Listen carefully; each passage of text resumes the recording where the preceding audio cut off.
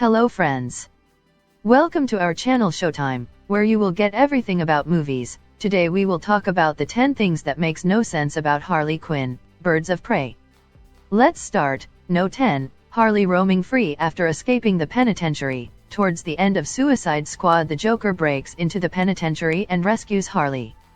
But how and why is Harley roaming free in Gotham in broad daylight and not hiding from the police? Montoya only starts looking for her after she destroys the Ace chemical plant, but what about the fact that she escaped prison? The problem lies in the timeline, since Birds of Prey wasn't exactly designed as a sequel and as a standalone movie. The fact remains that Harley escaped prison, and it's as if the authorities simply forgot about it. Number 9. She hasn't been brought to justice for Robin's death. Harley Quinn is introduced in Suicide Squad as someone who has been an accomplice in Robin aka Dick Grayson's murder, so why isn't she being charged for that? In Birds of Prey, Joker is seemingly out of town, and yes, by the end of Suicide Squad the members of Task Force X were sent back to Belle Reve with 10 years off their sentences. But Harley escapes prison, and even with the years knocked off, surely the police would still be looking for her for killing one of Gotham's heroes. Batman would probably be looking too. 8. Harley's decision to stay in Gotham. One of the problems with Birds of Prey is that Harley is depicted as some small-time thug who has lot of enemies, whereas she is actually one of the most dangerous criminal masterminds and responsible for some of the most gruesome crimes Gotham has seen. Harley's decision to stay in Gotham after her breakup also mirrors this issue. It was made clear that without Joker's protection, Harley is really vulnerable, as all her and Joker's enemies now want to take revenge from her. Why then would Harley stay in Gotham and live out loud and not skip town for a few days at least? 7. Her decision to hide her breakup. Though the timeline issue is never acknowledged, it's implied when the film begins that Harley and Joker had broken things off quite recent. This is why Harley was still reeling from the split and trying to cope, and the criminal circuit also wasn't aware that the two weren't a thing anymore. But why would Harley hide her breakup from Roman Siones and others? Yes, she would have a lot of targets on her back if she announced that she is no longer with Joker, but wouldn't Harley want to be emancipated from him? Considering his criminal activities, Harley is shown going to the same places she and Joker would go to, which also doesn't make sense either, as it's so dangerous. 6. Siones' decision to hire Harley. There's no reason why Siones would decide to employ Harley to look for the Bertinelli diamond and not kill her in the spot after he finds out about her breakup, and also because of the long list of grievances which he had against her. It is made very clear that Siones loathes Harley and obviously wants her dead. Harley is in fact the last person who he would hire, considering their bitter history, and also the fact she's a wild card who has every reason to betray him. 5. Harley's decision to trust Doc. Doc is Harley's landlord, and he also owns the Chinese takeaway joint right below her small apartment. Doc is an elderly man who clearly cares about Harley and has refused to sell her out before.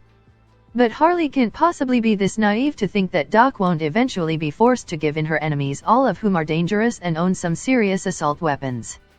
Doc eventually does sell out Harley in exchange for some money to open up a new business. But Harley should have seen it coming.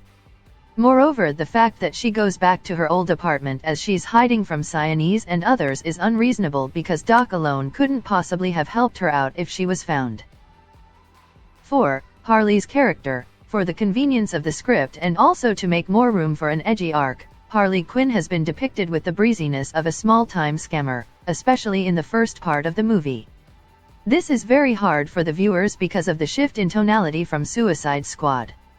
Despite her eccentricities and adorable quirks, Harley is a mercenary with a dangerous criminal record. She is at least an accomplice to more than one high-profile murder, and she's at least a person of interest in so many major crimes that have taken place in the recent past in Gotham. It's weird that Harley's emancipation from Joker also comes with a substantial demotion in her personal branding as a criminal mastermind to some street artists who have messed with the wrong crowd, and it's not just consistent to her character growth. 3. Harley's priorities. In Birds of Prey, Harley is just taking each day as it comes and does not have an overarching mission. It's okay because she's trying to get by and also trying to mend a broken heart. Still, Harley's sense of priorities is in total disarray in the movie. It's not exactly clear how she plans to live in Gotham after making so many powerful enemies, and Harley is not someone with a death wish. But in Birds of Prey, she makes things worse for herself by messing with Joker's enemies after her breakup, blowing up a chemical plant and doing everything that would draw attention to herself, which is the last thing she would be doing. 2. Her role as the leader of the Birds of Prey. It's weird that the movie pays so little attention to the dynamic between the birds. Harley and Canary do form an interesting bond, but the gang only comes together for an explosive climax as they try to save Cassandra from Cyanese. And Harley's role as the leader or the mastermind behind the squad is never fully explored. It's just not right considering the movie has been marketed as an origin story for the Birds of Prey, but the relationship between Harley and the birds is a friendship of convenience. And 1. Her decision to abandon the birds. To be fair, being a part of a do-gooder clique isn't really very consistent with the profile of DCEU's Harley, but what Harley desperately needs at this point is allies and sisterhood. And a group of tough, fierce women who accept her as who she is something quite invaluable. So, when Harley Quinn and Cassandra Cain leave Birds of Prey to form their own bounty hunting group is not exactly ideal. Harley still probably has a lot of enemies since she can't really stop being Joker's ex, so she's also putting Cassandra at risk. Plus, Harley is too much of a loose cannon and Cassandra is still a kid. Being responsible for a minor isn't really her cup of tea, so why not leave Cassandra with the birds, who are obviously better equipped to take care of her? Thanks for watching, friends. Comment down below about how you also feel about these Birds of Prey reviews, and please subscribe for more information about movies all over the world.